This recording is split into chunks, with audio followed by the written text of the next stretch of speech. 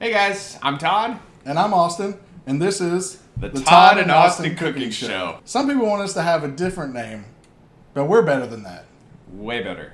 If there's one thing that we like, it's fried chicken. And in my opinion, the best fried chicken is Japanese karaage. And the best way to enjoy fried chicken is on a sandwich. No doubt. So today, we're going to be making spicy karaage chicken sandwich. On to the next. So step one of the recipe is to make some fresh rice. And please wash it 3 times.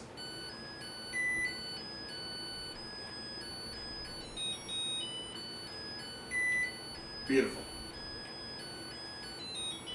Shortly after recording the first step in today's recipe, we realized we didn't record audio. So today, on Cringing with Radish, we'll be prepping our marinade for the chicken. Into a bowl, go ahead and pour about 2 tablespoons of soy sauce. There we go. Along with some chopped garlic. If I can ever get it out of this dollar store garlic press.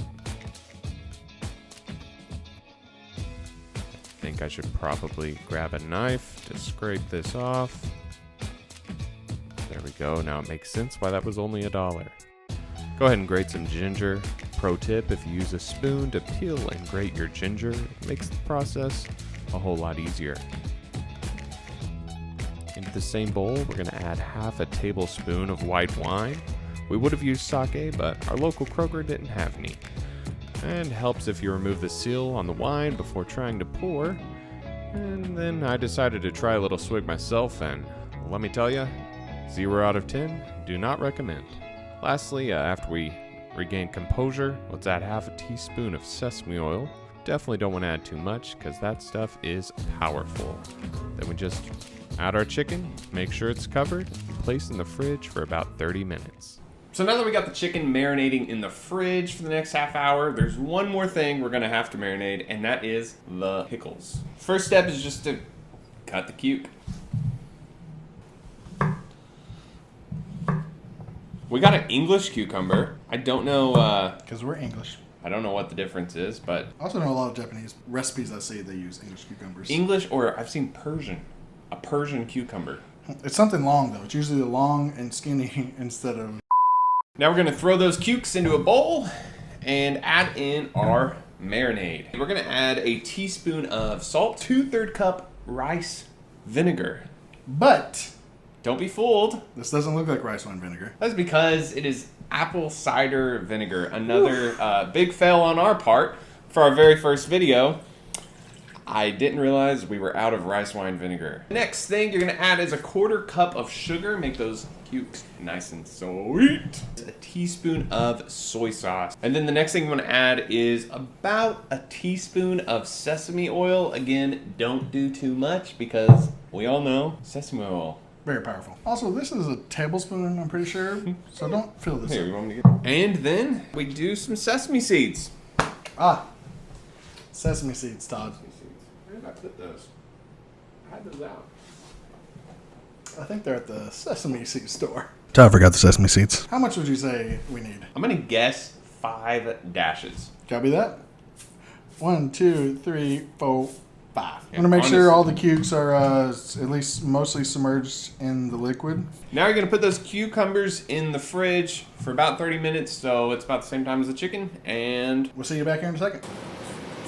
Alright, so the 4th step is gonna be for the Japanese slaw. now we call this Japanese. Honestly, it's just slaw. Coleslaw with like a It's- coleslaw with like a little bit of Asian flair. First step will be to chop the cabbage. purple stuff. We got some green stuff. You can use whatever color you want. I mean, it doesn't matter, but... We just use the 2 different colors to make it look pretty. We're all about aesthetic around here. Alright, what do we add in here? Alright, for our seasonings to this slaw, we're going to use 2 tablespoons of olive oil. Now, if you notice, Austin, when he was preparing the cucumbers, likes to measure.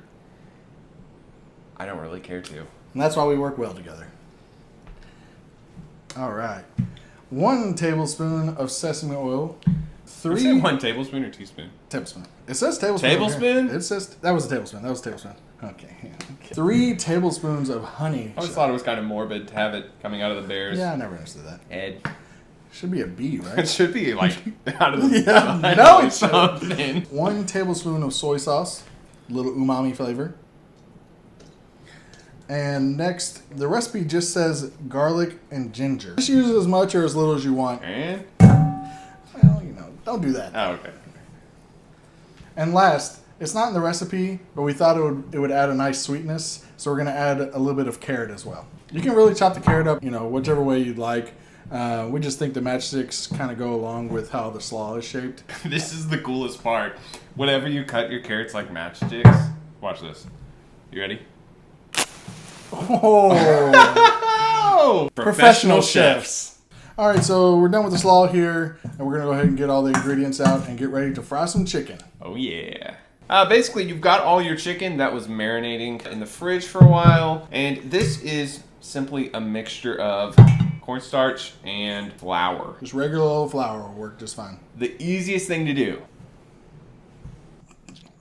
You want to make sure that you're getting the flour mixture all around the chicken. Make sure you're getting every little nook and cranny so you get some nice crispy chicken, because who doesn't love some crispy fried chicken? I know I do. All right, now that you've got the chicken all covered in the flour mixture, get ready to fry.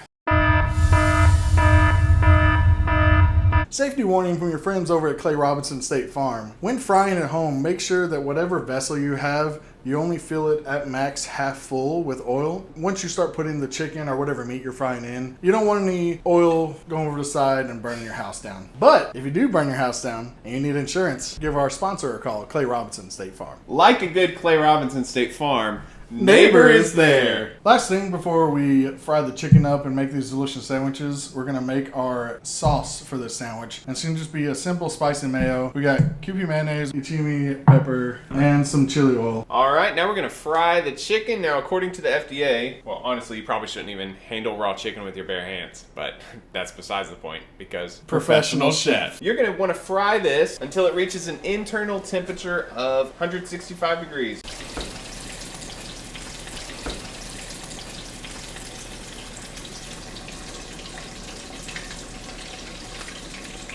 Last thing we're going to do here is make our bun, which we decided to go with rice buns. The thought process is you make a bun-shaped patty of rice, then you fry it, just enough to get the outside crispy. Now, you could use a round cookie cutter to make it a lot easier. I'm using my bare hands. Because Professional chefs. All right, we got all the ingredients ready and done, and we are ready to make this sandwich, and we are starving.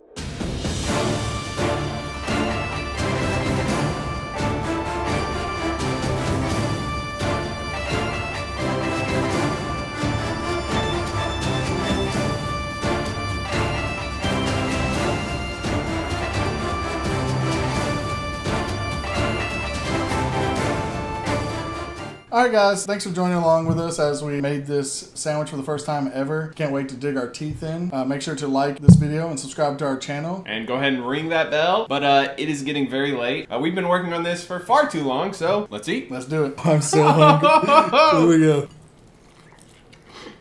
Professional chefs. Oh my gosh. This is actually really good. I shouldn't have put it down. This is the problem.